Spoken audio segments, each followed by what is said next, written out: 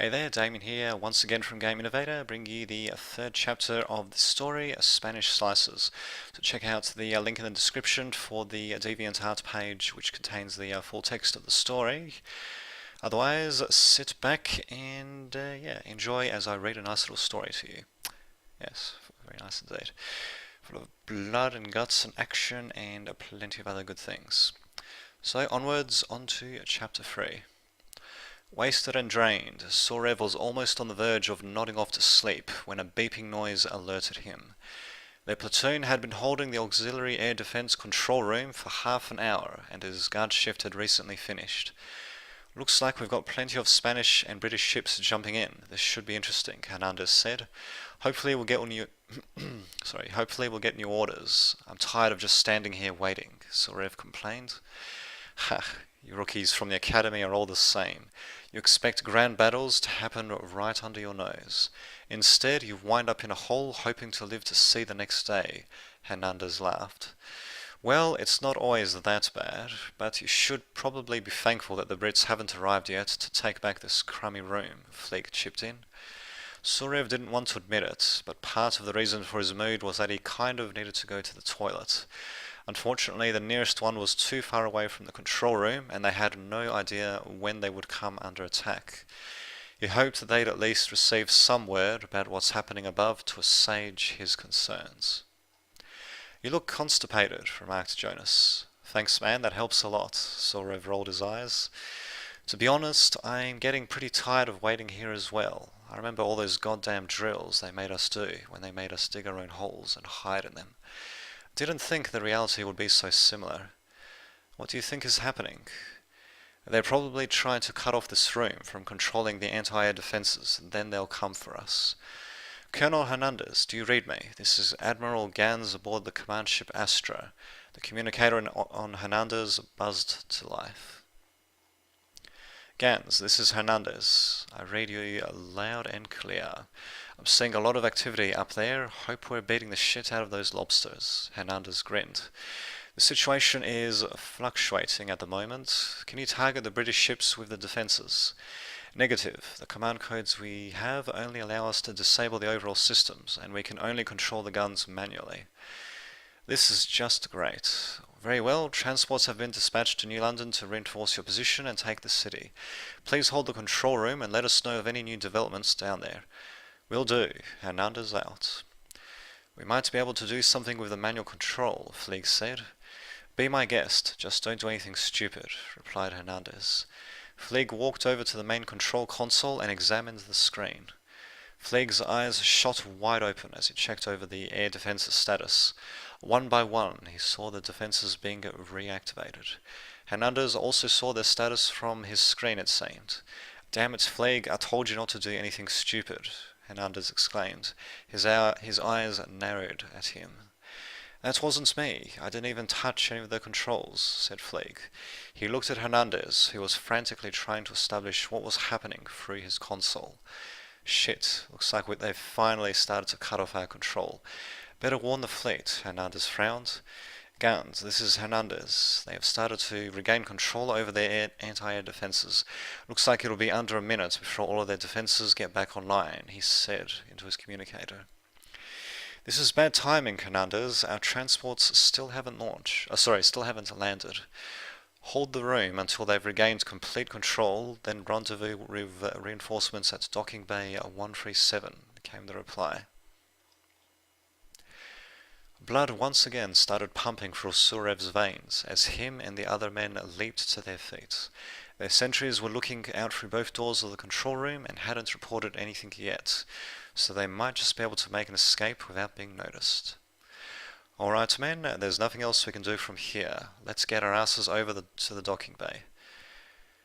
Sentries, any sign of trouble? Hernandez inquired. Both sentries reported nothing suspicious. Okay, just make a quick correction there, sorry about that. Okay. So yes, any sign of trouble, report nothing suspicious. And on to the next bit. Excellent, we'll head out the northern door. Fleek, your squad will take point. Everyone keep your eyes peeled. Just because we haven't been attacked doesn't mean that they're not waiting for us somewhere nearby, Hernandez stated. What about the prisoner? Suarev asked.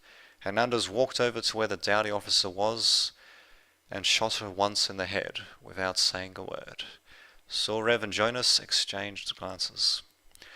Suarev hesitated, then took his position alongside Jonas and behind Fleeg's squad. His sudden movement and what he saw didn't exactly make his stomach feel any better, but it was something he'd have to endure for the time being. Squad in position, Fleeg finally said. Move out, men. Make sure to check around corners carefully, Hernandez said. He was almost lecturing his men at this point, perhaps to draw attention away from what he just did, thought Suarev. They quietly moved forward, checking every nook and cranny as they made their way through the corridors. Surprisingly enough, they made it through the passages to a large maintenance room in the inner part of the dome without incident. The Brits are probably stationing their men near the major docking bays and airlocks. This next door should open up to the city itself, Hernandez said, a hint of curiosity in his voice. Suddenly, gunshots rang out behind Suarev's squad.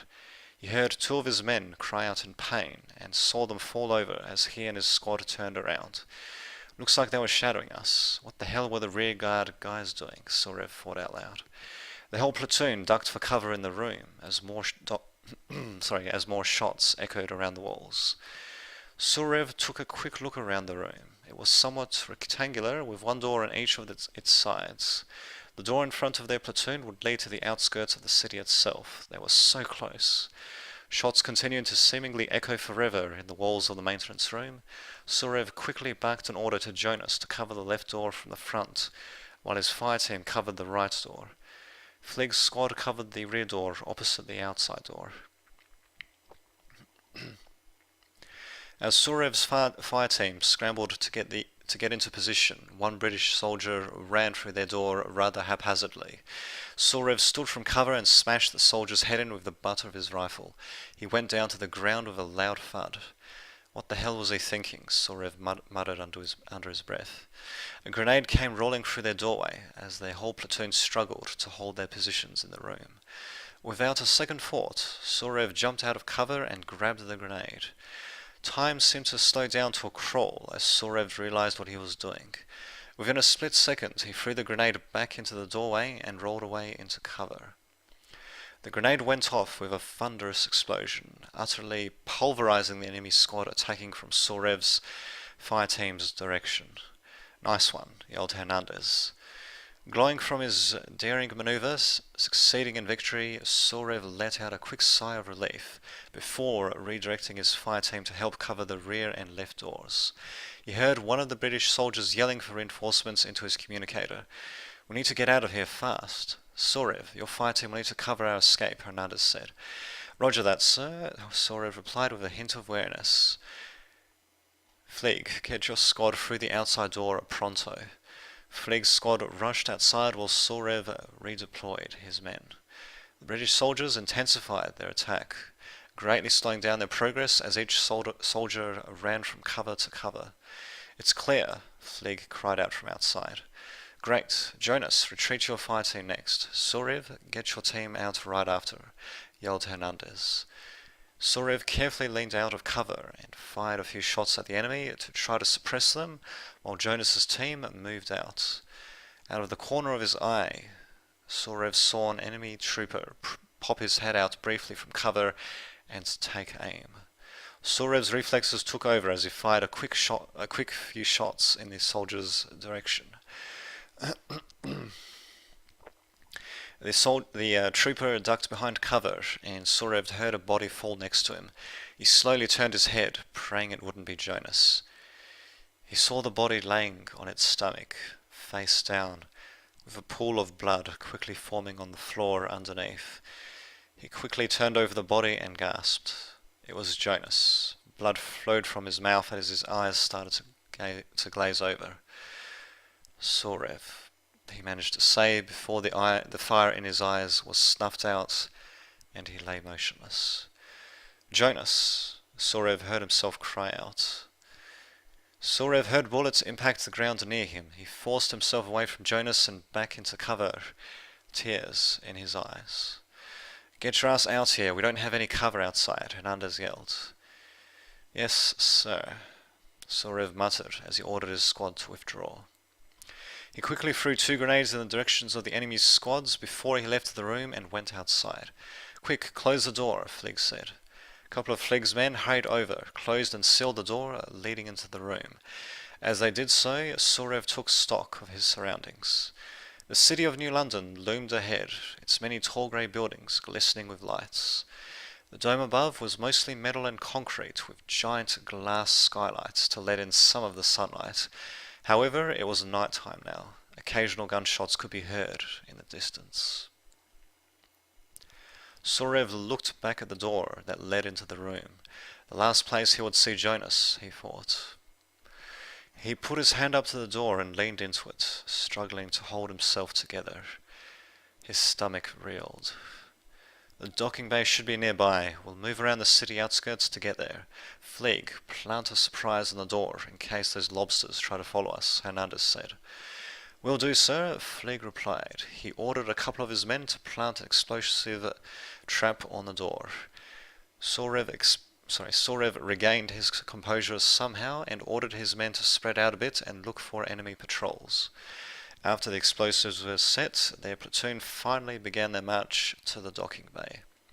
"We're on our way to the docking bay. Tell me you've got some good news," Hernandez said into his communicator. "You mean apart from the anti-air defences coming back online and shooting some of our transports down?" "Yes, I do actually. Your docking bay has been secured. Get your asses over there and await further instructions. The French have also joined in defending the city, so our fleet will have to withdraw.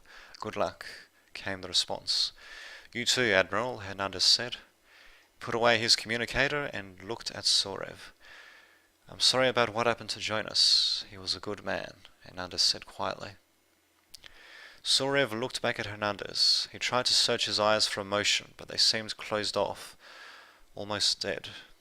He sounded somewhat sincere, but Suarev could tell that to him Jonas was just another trooper.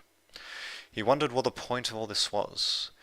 Were they all simply troopers, numbers being thrown away to fulfill some political agenda?